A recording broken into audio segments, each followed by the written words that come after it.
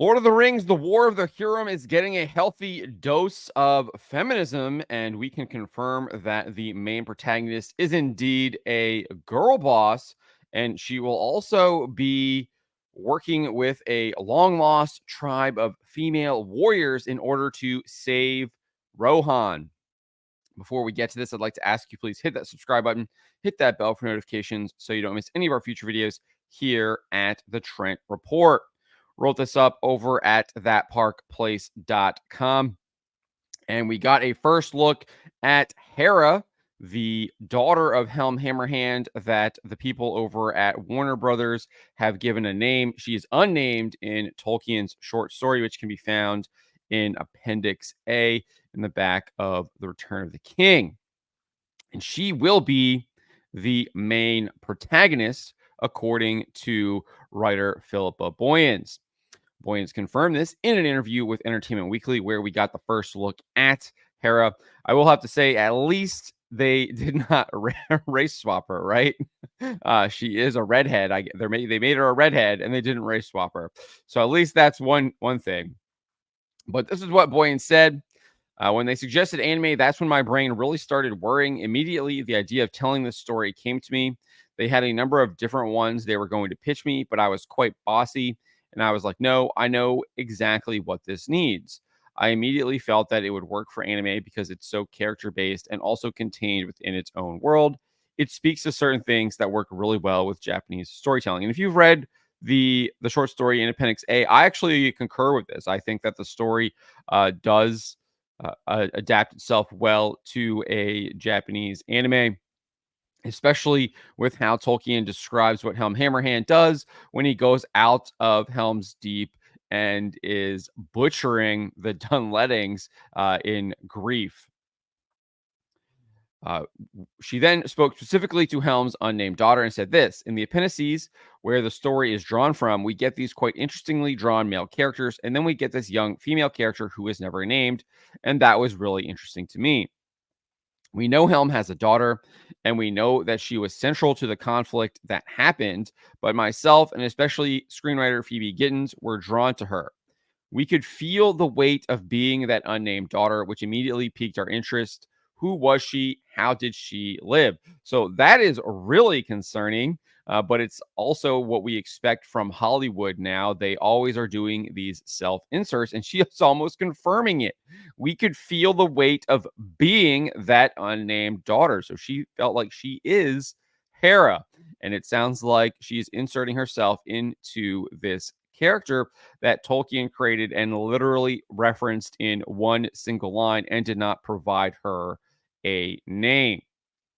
So not only is Helm's unnamed daughter, which the film has named Hera, the main protagonist of the film, but according to Drew Taylor at The Wrap, she is able to ride horses and communes with the great eagles. So for whatever reason, I guess they're going to have the great eagles in this movie as well. They are not mentioned whatsoever in the short story at all. So that is a change that they're adding from Tolkien.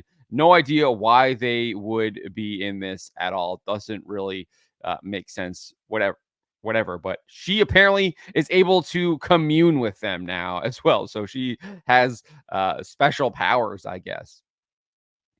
Furthermore, she calls on the power of a seemingly long lost tribe of female warriors to drive out the Dunlettings from Rohan, according to Drew Taylor at The Wrap, who has claimed to have watched, I think, around 20 minutes of the film, might be a little bit more, because I think they showed it off at Annecy over there in France.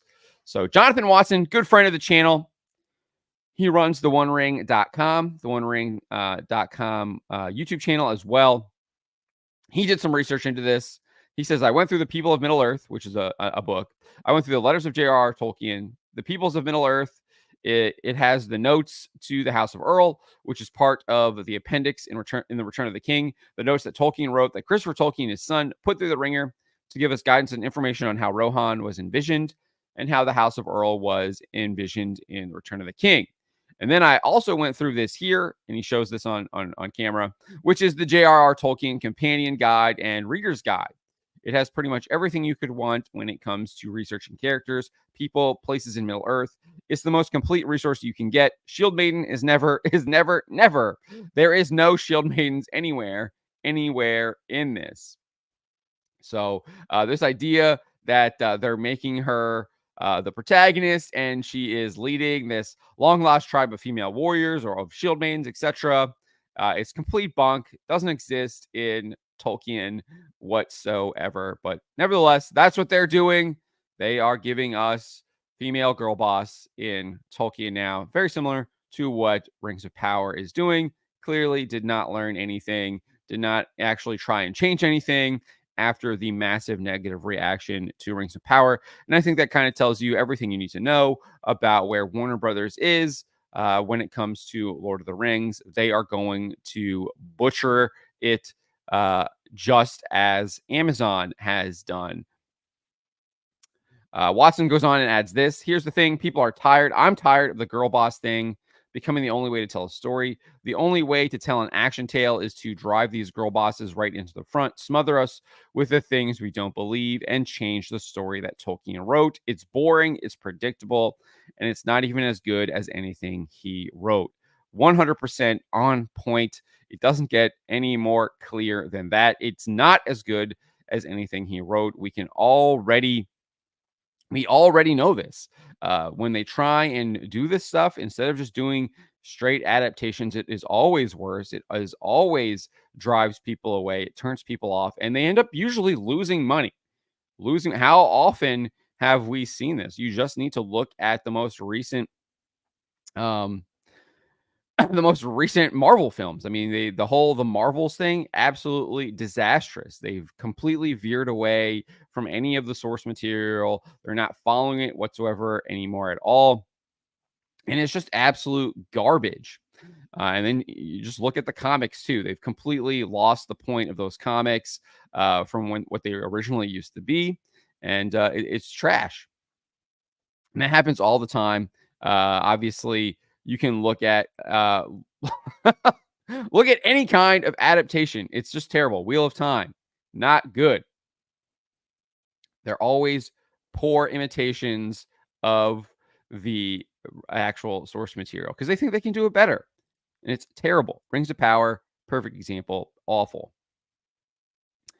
And so, based on reporting by Slash Film, it appears that Boyens and Warner Brothers are going to try and get around this idea that Hera is not mentioned at all, aside from the fact that Helm has an unnamed daughter, and that these female warriors are never mentioned.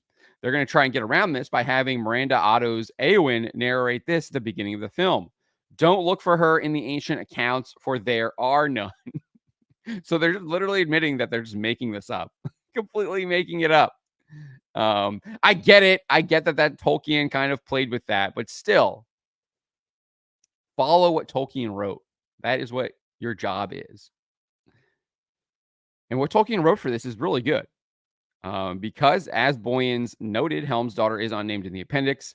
And while the rejection of a marriage offer between her and Wolf, who is the main antagonist of the film, is central to the short story, she, as a character, is not. This is what Tolkien wrote of her.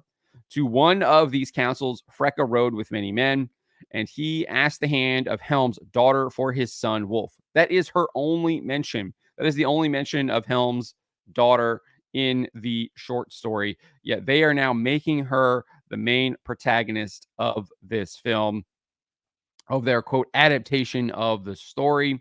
It is disrespectful. And at this point, one can only assume it's being done with malice. And these people actually hate you, and they hate Tolkien, and they're doing it on purpose. It's hard not to see it that way anymore because the pattern happens over and over and over and over again. Instead, the central characters of the story are Helm Hammerhand, Wolf, Helm's son Haleth and sons Haleth and Hama, and Helm's nephew Freyleaf, Hilda's son. And let's kind of just go over this story because I think it is really good. When I read it in the Appendix A about a couple of years ago. But in Tolkien's story, the invasion of Rohan is preceded by a confrontation between Helm Hammerhand and Freka. Freka asks for Helm's daughter in marriage to his son Wolf. Hammerhand rejects it and calls him fat. Freka responds saying, "Old kings that refuse a proffered staff may fall on their knees," obviously threatening to overthrow Freka at a council that they are at. They then participate in the council. However, after it is concluded, Hammerhand confronts Freka, rebukes him for his words of rebellion, and kills him with a single punch. He then declares Freka's son Wolf and his men enemies of the king.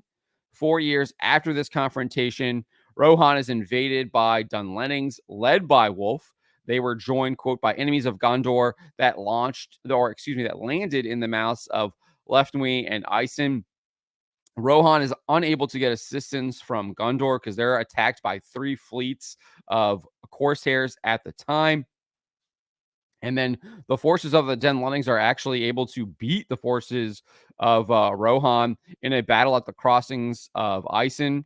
After being defeated, Hammerhand flees to the safety of the Hornburg, where the invading forces set up a siege. The invading forces also split, with Wolf leading a portion of the army to Edoras to take the city. Tolkien wrote this: Wolf took Edoras and sought in Meduseld. I'm terrible at pronouncing this stuff. I'll admit that. And called himself king. There, Haleth, Helm's son, fell last of all, defending the doors. So obviously, central battle that takes place in Edoras with Helm's son. One might And then obviously you have the battle here at the crossings of Icing with Helm is at, and one would assume that his other son was there too, because he eventually is with him in the Hornburg. And meanwhile, at the Hornburg, a long winter sets in, and Rohan is covered in snow for 5 months. Both forces suffer from the cold and a lack of provisions. Basically, they're being starved out. In an attempt to acquire provisions and against his father's counsel, Hama leads a sortie, but does not return, and he was lost in the snow. Following this, Tolkien detailed, Helm grew fierce and gaunt for famine and grief, and the dread of him alone was worth many men in the defense of the burg. He would go out by himself, clad in white, and stalk like a snow troll into the camps of his enemies and slay many men with his hands. It was believed that if he bore no weapon would bite on him. However, one morning, Helm did not return, and he was discovered dead as a stone, but his knees were unbent. Obviously, I think an implication that he never did indeed bow to the Dunlendings. He was never defeated by them. That's my interpretation. As for Freyleaf, when the winter broke, he came down out of Dunharrow, to which many had fled, and with a small company of desperate men, he surprised Wolf in Meduseld and slew him and regained Edoras. Aid from Gondor would eventually arrive, and he would drive out the Dunlendings from the rest of Rohan and even Isengard. He would eventually be crowned king of Rohan, with the wizard Saruman arriving to give him gifts. Helm's body would then be taken from the Hornburg and laid to rest in the 9th mound, where the white cymbeline grew there most thickly, so that the mounds seemed to be snow-clad. So that is the story. It is exceptional. I highly recommend it, reading it for yourself in Appendix A, especially before you watch what they are going to do in this film, which is clearly changing what Tolkien wrote, putting in another girl boss. And as my good friend Jonathan Watson said, it is boring, it is predictable, and it's not even as good as anything he wrote.